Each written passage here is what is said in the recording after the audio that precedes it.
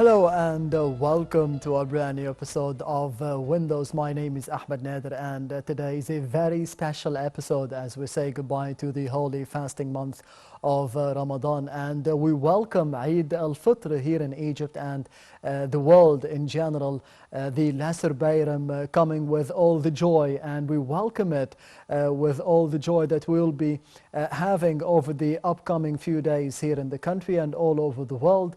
Today we'll be focusing on a very important topic over the Lesser Bayram or Eid al-Fitr day, especially that we have here in Egypt about 5 or 6 days of nothing to do except to be going out and visiting the parks, and we will be focusing on this important topic, tourism in the country, for the people living within Egypt and for the people who are outside of Egypt and want to be coming and visiting the country over the upcoming few months. And I'm honored to be having with me in the studio tonight Mr. Emad Hamdy, the expert in tourism, to be focusing on such an important topic for the well-being of the Egyptians in general and for tourism in specific for the country. Mr. Emad, thank you very much for being with us tonight on Windows. My pleasure.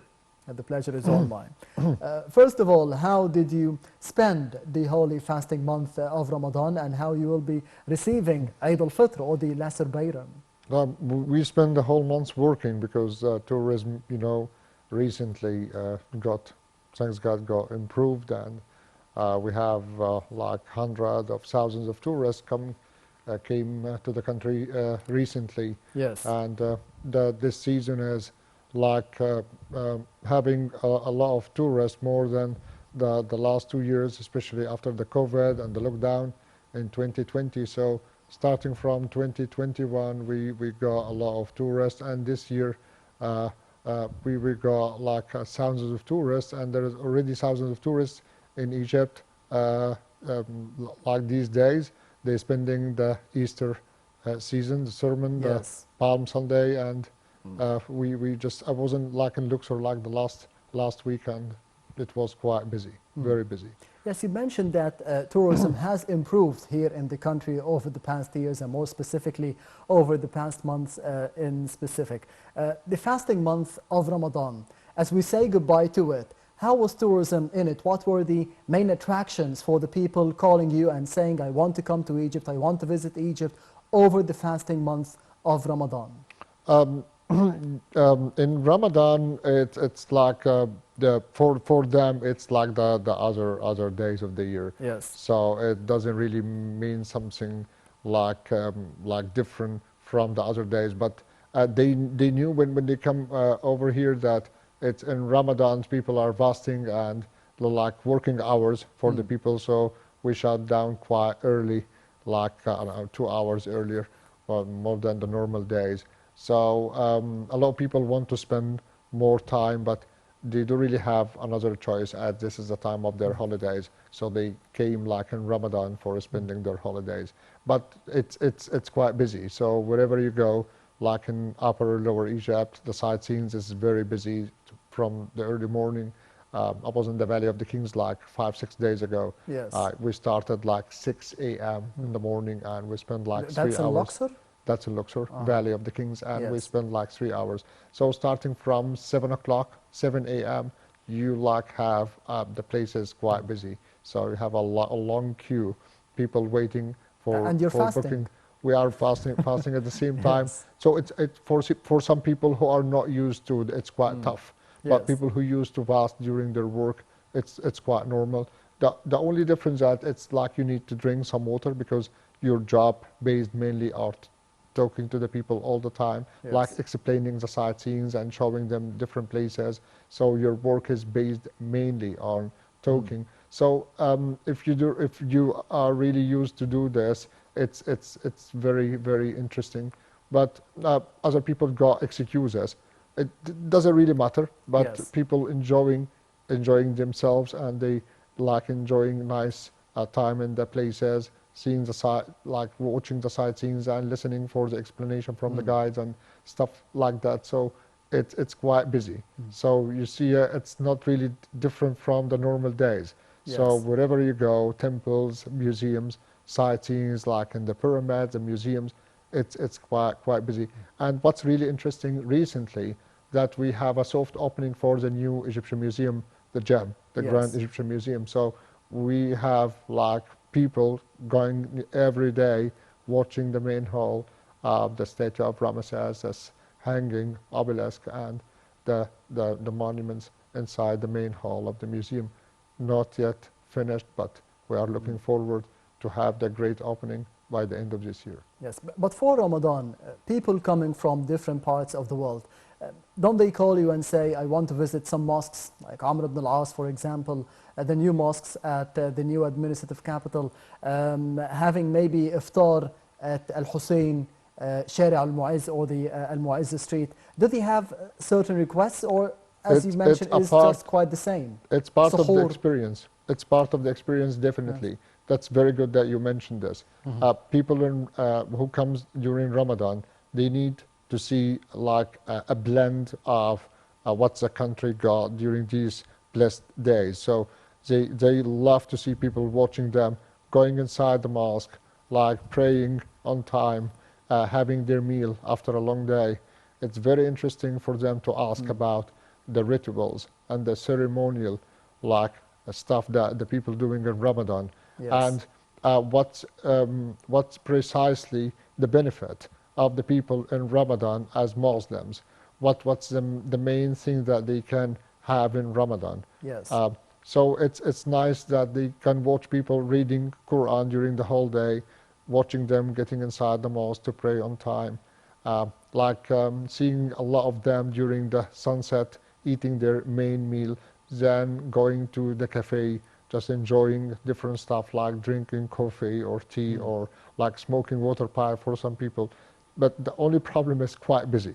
So, Yes. for example, when you go to the Khalila market or like experience the local market in the area of Hussein, sometimes you can't walk because of the crowds, which is everywhere. So Do they like this atmosphere? many people love to do this because they don't really have this in their countries. Yes. So it's quite oriental experience that they can spend on Ramadan. People who sit on like on the cafes and eating or dining and experiencing different restaurants and different Egyptian food. This is also a very nice part of their experience. So the people not really coming to Egypt just for watching monuments, temples, which is nice, but they The whole also need, culture itself. it's quite nice to experience different things like walking into the local markets, watching local people, and the experience of eating in different and dining in different places as well, like in Hussein or the Yes. Khalila market or downtown or wherever. This is also very interesting. Yes, Mr. Emad, we'll be taking a quick break and we'll be returning to you on Windows once again. So stay tuned.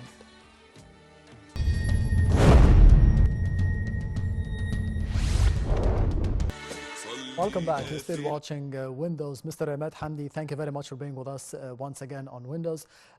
We said and we spoke about the tourism in Ramadan. As we say goodbye to the holy fasting month, we say hello or welcome to the Lesser Bayram, to Eid al-Fitr, and we welcome it over the upcoming few days. What sort of tourism is requested over this week? Nothing really special, but the normal programs is going on. In Eid al-Fitr, people sometimes who start their tours earlier during these days can watch people like hundreds of thousands of Egyptians going for their prayers Yes. early before the sunrise. And they're wondering about these prayers because they didn't really saw this anywhere before. That's because of the population in Egypt.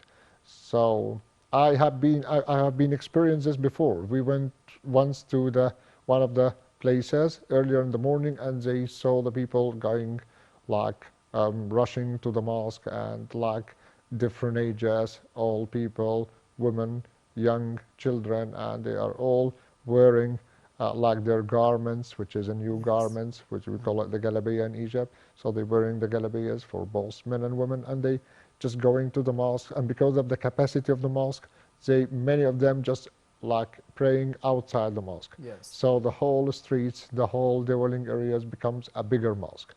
And they wondering about this. Some of them are really filming the whole places, which is very interesting to them, and they are asking if the Egyptians are really religious or not because of this. And we just say, yes, we are religious because we fast in Ramadan. We spend like nearly a month fasting from the sunrise to the sunset. Yes. And we have this commitment during the whole month. So at the end of the month, we do a special prayer for the God. So they see this prayer sometimes and they love to have this experience, like especially the people who attend this occasion.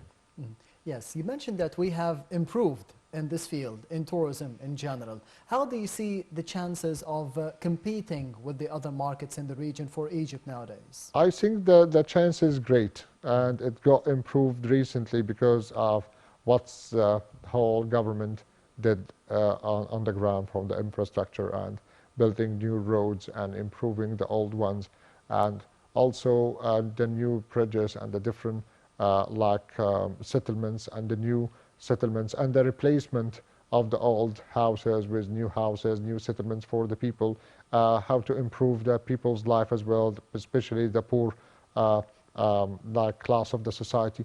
So all these things will help in improving the tourism in Egypt. And especially we passed hard times since like the uprising of 2011 and the last 10 years. I know that it got much improved the last few years, but the Yes. lockdown of the COVID in 2020 was the bigger problem. But when they reopened again, Egypt got a greater chance. And we can feel this year because of the number of tourists who already came to Egypt, and we are expecting to have more people and more tourists will come on the next season, which which will start the next September. So this year. So the thing that we need to have is how to improve our logistics on the ground. This is very important. So the season starts for Egypt in Yeah, September. in September. So Does this mean we could be expecting the inauguration of the Grand Egyptian Museum during the season? we have been told it's already open. So the The people soft opening. yeah, we have a soft opening. I did experience myself a special visit. We went to the conservation a part of the museum. We saw part of the new excavations Yes. that was found in Saqqara, and we saw some of the older sarcophagi that's more than 4,000 years old. It's under restoration now, so we have expert Yes. people who are working for the conservation and the restoration part of the museum. And this section is nearly the biggest in the whole world. It's bigger than the one in Louvre in France. So it's one of the good parts that the people can see this, and also the solar boat museum as well. Yes.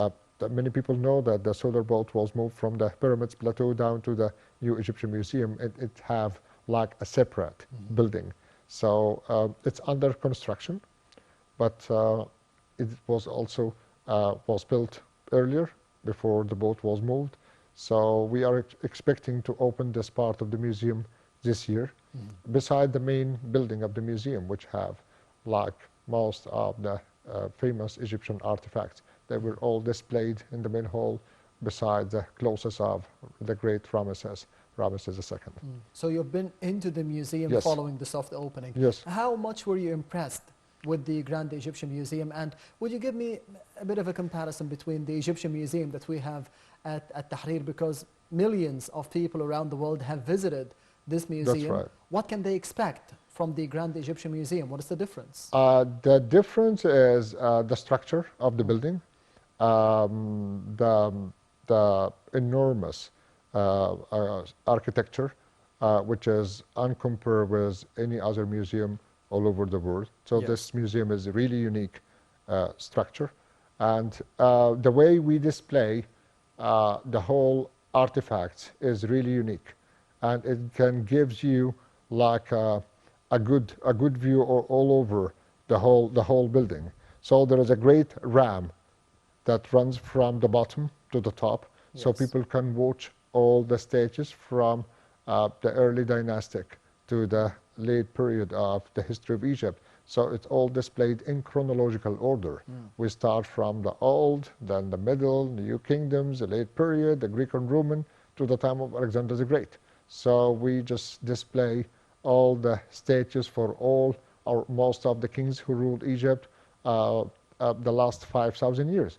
And at the end of the ramp, you can see a bigger glass window, and people will be able to see the three pyramids of Giza just aligned in one point, which Yes. is really unique. So this way of displaying the monuments is not really found in the Tahrir Museum. So in Tahrir Museum, it's really old.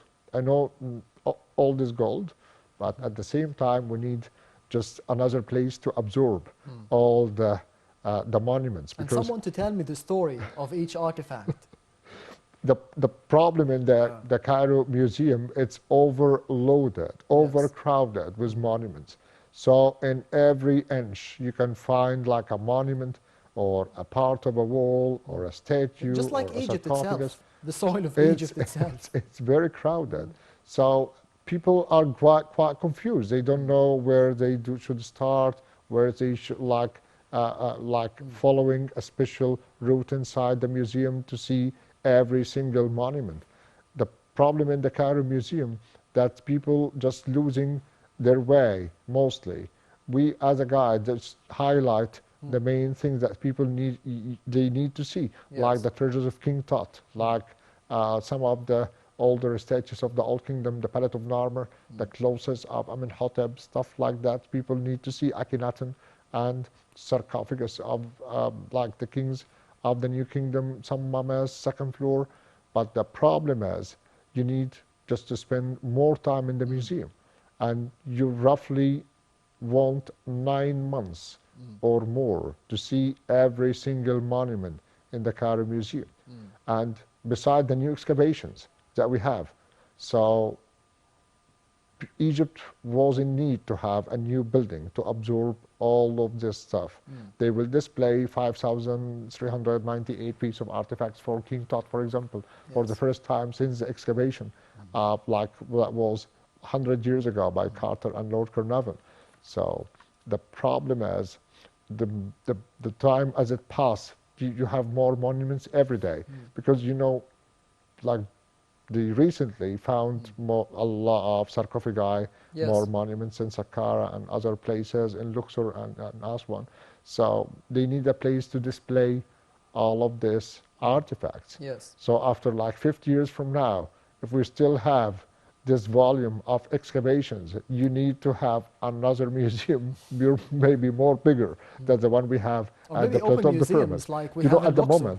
moment, we have 3 museums in Cairo. Yes. We have the Civilization Museum, National Civilization Museum, which have some monuments from different time periods. We have the oldest skeleton that we still have a controversial argument about this skeleton, and people argue about the date of dating this, which is 37,000 years old and found in Upper Egypt.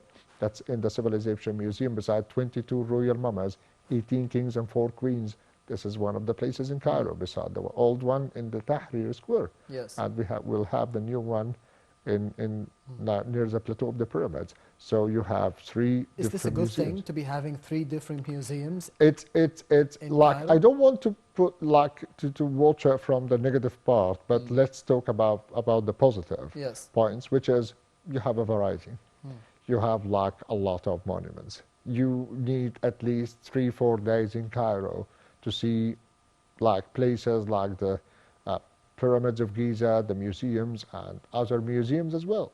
We don't want to ignore. The idea about Egypt, because of course you deal with a lot of tourists and people from outside of the country, maybe most of the time. The idea of Egypt, just about the pyramids and the sand and the This is River a Nile, problem, has this to be changed? honest. To be honest, I just met a lot of people. I'm working with people from UK like 20 years ago. Yes. And what they all know about Egypt is just the pyramids, and we have nice camels to ride, and like there are some places in downtown, so we can see like the Muslim part. But people ignoring a place like Saqqara. Saqqara is the most rich place of monuments and older than the Giza pyramid itself. Are they ignoring, or is it a problem of marketing? It's a problem of marketing and a problem of also the media as well. So the media is focusing all the time about the Giza pyramids because this is a highlight in Egypt. So people just don't know that Egypt got more than 100 pyramids all over the Nile Valley. But the problem is you do highlight Giza, which is nice, but you should mention that there is other places to watch in Egypt. What about the people that are like staying a week in Cairo? Are they going to the pyramids every day? Of course not. They need to know more places. This is the thing that we need just to mention and to remind people all the time about. Saqqara, the people don't know that when they were digging the Valley of the Kings, Saqqara was 1,000 years old. So many people don't know this. They don't know that Saqqara is older than the Valley of the Kings, 1,000 years old. Yes. Which is very interesting, and people should know this. And also the museums, like the Islamic Museum, like the Coptic Museum, like the Museum of the Modern Art.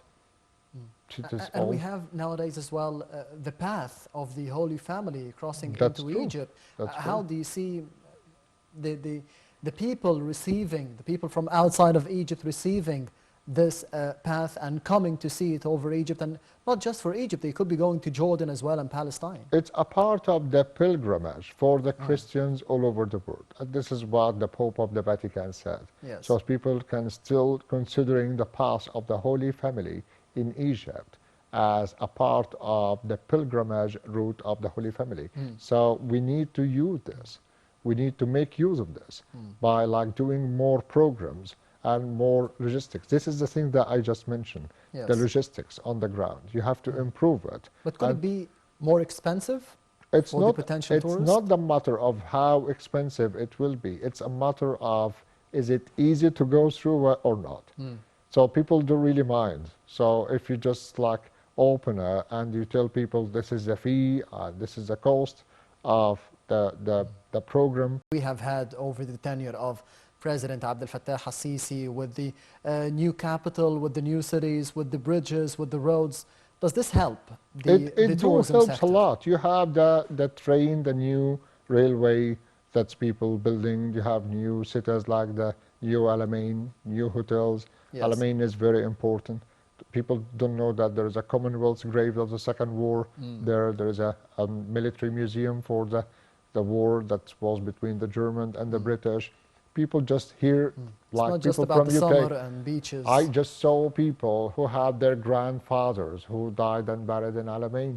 So some of them need just to visit for different reasons. Yes. And you can enjoy the beach as well. You can enjoy the experience of like the leisure and entertainment by the coast. So you have like a mixed blend of experiences in these points, and you have to do more marketing for this the next few years. Yes. Besides the national parks as well. Yes. So we just talked about that having a civil airport in Siwa, Oasis.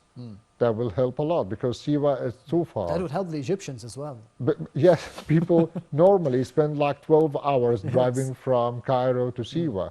And if you like open like domestic flights there, it will be like within like an hour and a half. So you can do what like in 2 days.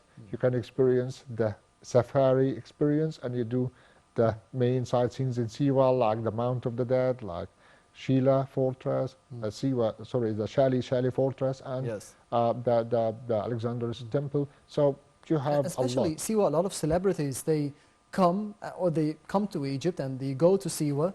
No one knows about it, and we just get surprised by the posts on social media that they are in Siwa. Exactly. So because if we know about that and we have an airport like this proposal, it could be easier for the Egyptians as well to go. Exactly. There is a lot of people who are not able to go to Siwa because of the long driving. Yes. So they need to like have another way of transportation for both ways, so you can easily go to this place and people enjoying Siwa because when they see it on the social media, oh wow, this is a nice place in Egypt, and a lot of, as you mentioned, a lot of celebrities experience this place. So we need just to improve the way of the transportation, and this will help a lot. Yes, we will be heading to another break, so stay tuned for Windows to be coming up once again.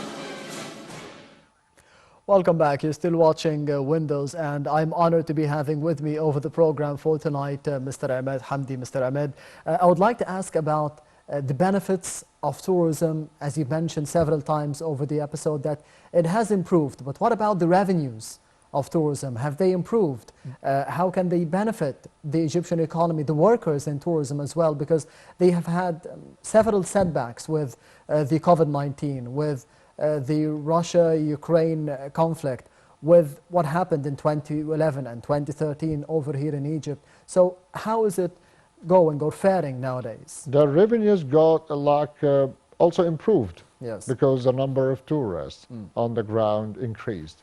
And that's proved something very important. The more tourists you will have in your country, the more money that you've got for your economy. And that's very important also for in the improving of the Egyptian economy. Especially we got international problems and troubles like what you mentioned, like the war between Russia and Ukraine and the COVID-19 and the limits of traveling for some countries to different parts of the world, like the region of the Middle East.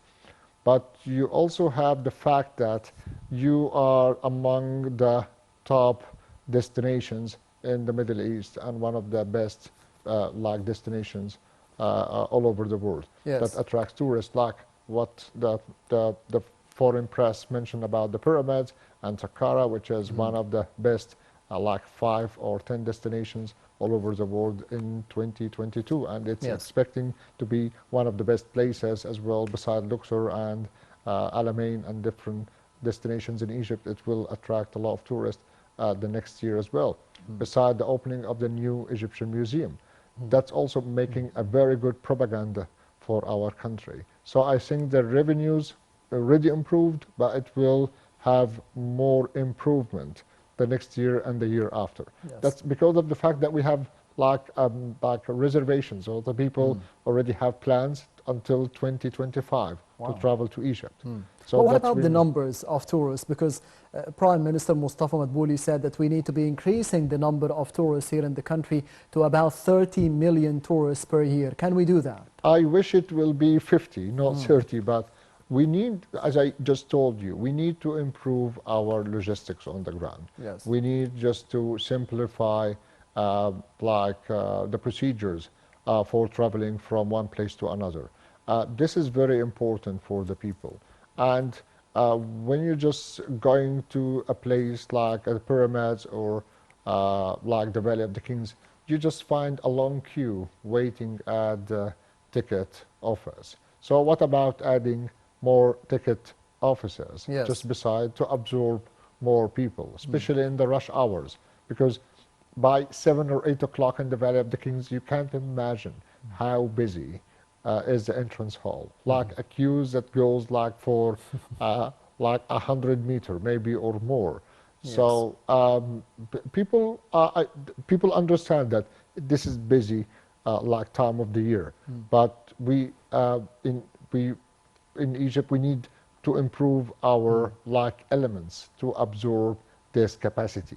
That will help And a if lot. we shorten the time of the visit at a certain place, at a specific place, this could be giving the opportunity for the tourists to be going to other places, because we have Exactly. hundreds and thousands of places here in the country to be visiting. We also have like the transportation issues. Sometimes we have like busy roads during like the studying seasons in Egypt. Yes.